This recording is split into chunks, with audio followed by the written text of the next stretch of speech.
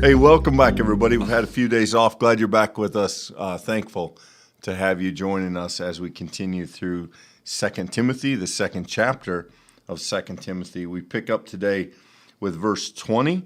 A couple of interesting verses. I don't know exactly what to make of them, but we'll try to unpack them. Let me read them for you, and then we'll get into it.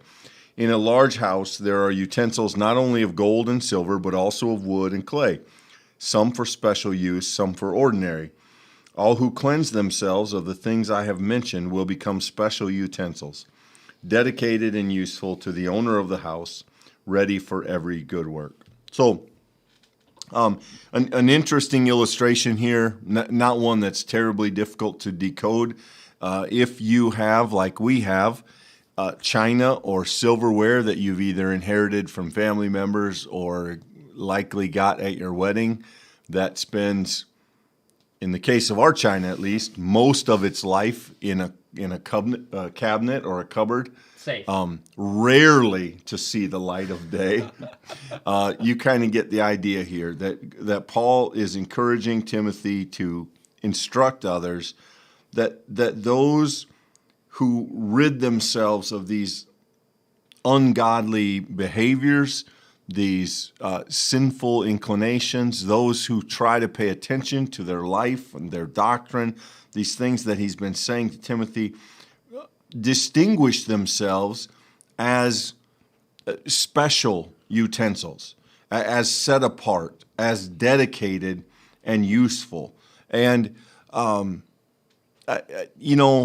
don't know, this is, Michael, maybe not the easiest illustration in Paul's context, but I think the point behind it is fairly simple, that Paul is encouraging those of us who follow Christ to try and do so in such a way that we're set apart from the ordinary and that we attain some level of dedicated, some level of, you might even say special. And I don't say that in a theological sense, but in a discipleship sense.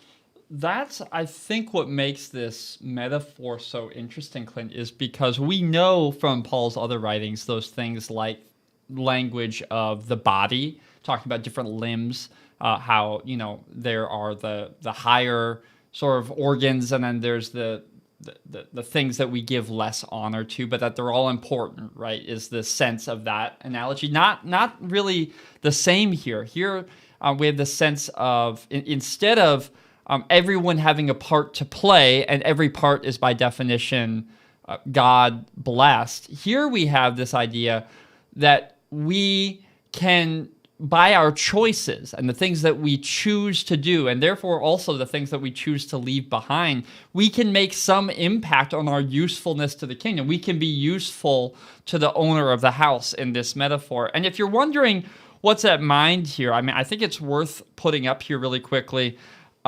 Verse 15, very top of the screen here. Do your best to present yourself to God as one approved by him, a worker that has no need to be ashamed, rightly explaining the word of truth. And then we have what we talked about last session, this idea of that profane chatter, that stuff that spreads even like a virus. Then we have this idea that fundamentally it's the right teaching that Paul has in mind. And this is where I want to pause. We sometimes become fixated on what it looks like to live out the faith in our context, and we become very checklist oriented. Does that person swear? Do they wear the right clothes? Do they listen to the right music? This has always been a temptation for Christians. What strikes me of the text so far that we've had here today, Clint, is really in many ways how uninterested Paul is in the stuff that the Christian does, but rather what the Christian believes. And we're going to see that fleshed out here in verse 22. But I think some of it is that we live out the faith and we're faithful when we stay true to the core thing, that Jesus Christ, the Son of God who's resurrected. We often, I think, we look to these tertiary areas of the faith to find sort of the definition of what it means to live the faith. And Paul resists that. He is seeking to point out the danger of profane chatter, that those words that we say that really has no fundamental meaning in the faith. And that is a constant and abiding temptation, I think, for every Christian. So this analogy strikes me. What's really interesting here is I think it's a call for each Christian to ask ourselves, how useful have we made ourselves to the owner of the house? How useful are we to the work of the kingdom? Have we filled our life with rubbish, with that stuff that will, by definition, pass away? Or have we day by day been worked into those objects of fine use that we might be able to contribute in a meaningful way to the work of God? I think maybe not the analogy that a preacher would pick today to make this point, but I think it serves the point if you hear it. Yeah, I think we misread this if we read into it some kind of hierarchy of the idea that someone is more loved or better or higher in God's eyes. This is a challenge for us to be as useful as we can, to be as unstained as we can, to be as helpful and valuable to God as we can be. And so it really, I think, we need to understand where Paul is trying to get in order to make sense of it. And I think, the follow-up verses, as you pointed out, help us, Michael. So let me read a few more here. Shun youthful passions and pursue righteousness, faith, love, and peace, along with those who call on the Lord from a pure heart. Have nothing to do with stupid and senseless controversies. You know that they breed quarrels. And the Lord's servant must not be quarrelsome, but kindly to everyone, an apt teacher, patient, correcting opponents with gentleness. God may perhaps grant that they will repent and come to the truth, and that they may escape from the snare of the devil, having been held captive by him to do his will. So almost two sections here, front and back. A word to Timothy, shun youthful passions. We've talked repeatedly in this study that Timothy is perceived and presented as a young man. Shield youthful passions and pursue righteousness, faith, love, and peace. I think most of us, Michael, have some experience of maybe being overzealous when we're young, sure, overconfident. I certainly wouldn't speak for anybody else, but I could check that box repeatedly and solidly. That idea that sometimes, youthful passions doesn't always mean youthful sins. Sometimes it means that the passion of youth leads us to arrogance, to ego. And so Paul says instead, pursue righteousness, love, and peace along with those who call on the love with a pure heart. And, again, Paul loves these words, faith, love, and peace. And when Paul thinks of the church and what Paul wants to see in the church or in the life of a follower of Jesus Christ, these are the words that come to mind for him, faith, love, and peace. And I think that matters. I think that's a really strong verse here. There is a Facebook account that every day broadcasts a picture of like a sand pit. I think it's like the same picture, and it happens every day. And for some reason, lots of people like it.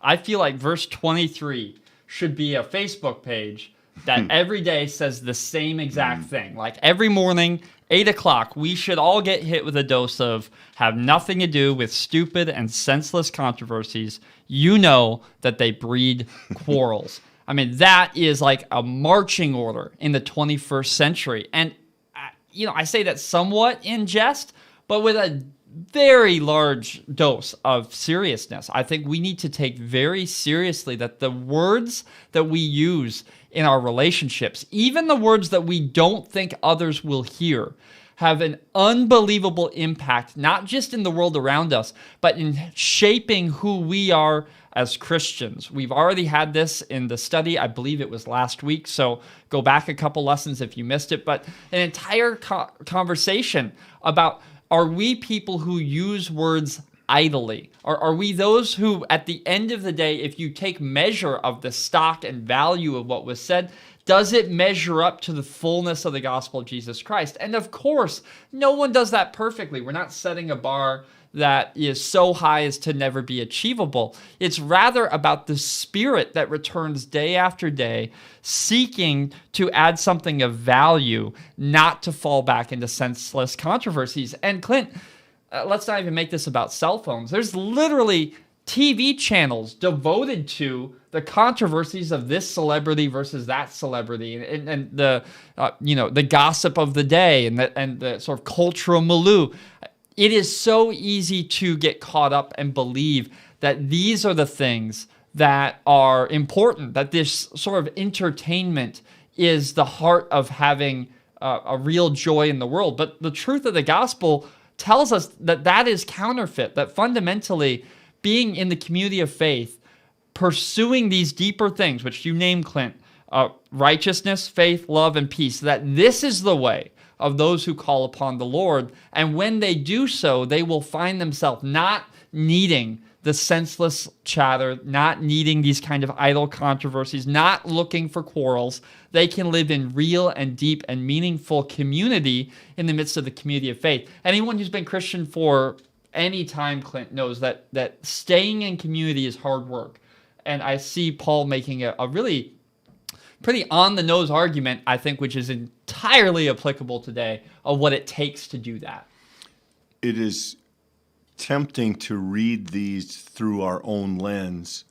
But having said that, I do think there is wisdom here for the moment we're in. Because if you read these verses carefully, you see that Paul says, avoid conflict where it can be avoided. Avoid things that don't have a point. Avoid arguments that are meaningless, that are worthless, that are helpless, that don't move the needle forward in relationship or in faith, in peace, in righteousness, those things you mentioned that Paul mentions, Michael. And look, as you read the back of this, you see that for Paul, and we all know, if you've read any of Paul, you know that Paul's not above arguing. Paul will get in it with people who he believes are misleading others. But the point is, for Paul, it is to the end of trying to correct gently. A teacher must correct with gentleness, perhaps knowing that God may bring them to the truth, that they will repent. The idea is not to win the argument or the issue. The idea is to win people to the gospel of Jesus Christ. The idea is not to bring somebody to your camp. The idea is to bring somebody to your Savior. And for Paul, that is entirely different than the idea that I'm going to argue over this thing because I want to win and I want them to agree with me and I want to back them into the corner and have them admit that I have it right and that they're wrong. Most of what we do, I'll only, again, speak for myself, often doesn't fall within these parameters. And so I find this a very challenging word as also a guy who is pretty quick to argue and has more than 100 times in my life probably found myself at some point thinking, what are we arguing? How is this an argument?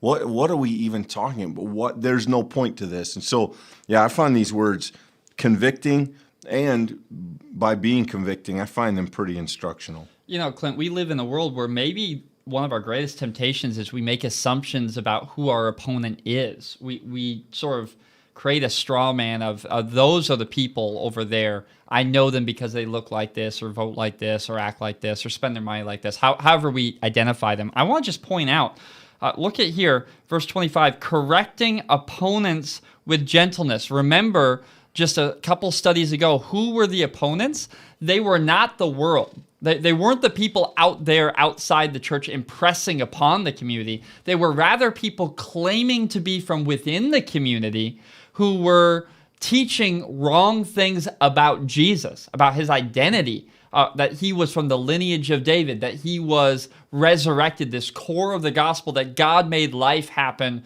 where there was death. That, for Paul, is the simple gospel, and it is the thing that has been transgressed by these opponents.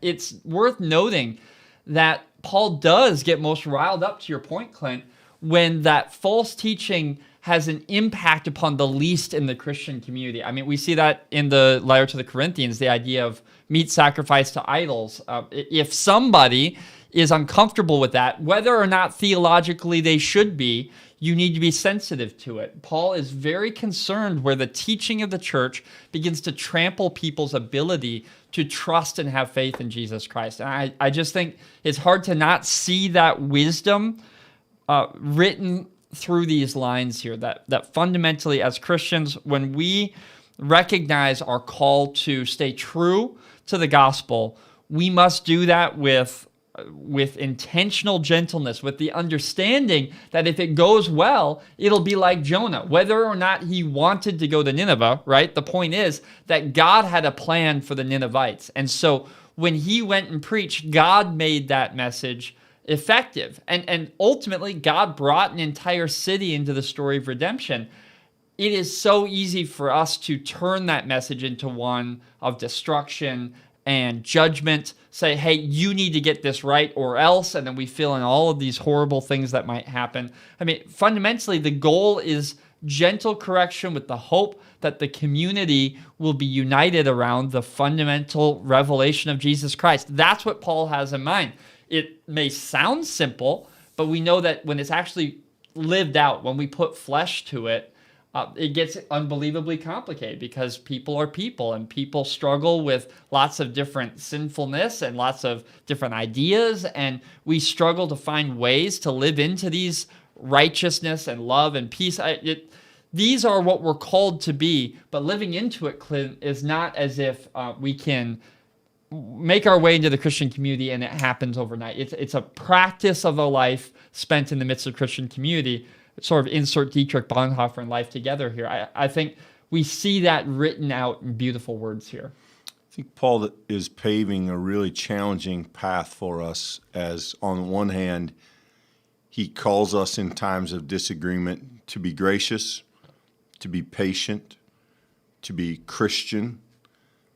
But then, as you'll see tomorrow, he also calls us to take a very strong stand against that, or at least in the face of that which threatens to degrade the gospel, that threatens to undermine the work of Christ. And so, it is a challenging path forward to stay between those two poles, to stand strongly and firmly upon the gospel of Jesus Christ, and yet to do so gently and patiently in a way that seeks to bring opponents to the truth rather than beat them with the truth. And I think that for most of us, Michael, that's a humbling task.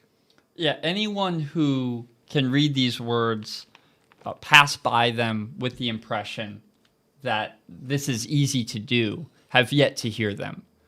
This is, in some ways, not even Faith 401 or 501. It's not as if this is advanced in its intellectual status, Clint. I think that this is advanced in its practice. This is the fruit of an older, wiser teacher speaking to a young person who we just today, is passionate, right? And there is a kind of youthful passion that helps the faith.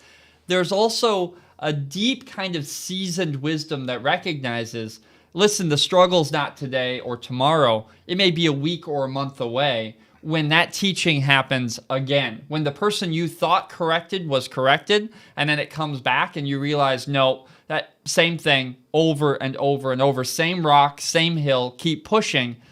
There's a way in which that this gets lived out and it becomes a part of our story, not a part of our intellect. And so if we think what we're hearing here, Clint, is just, right doctrine once you have acquired it, you have it, I don't think we've heard the actual full extent of the difficulty that's actually implied in this.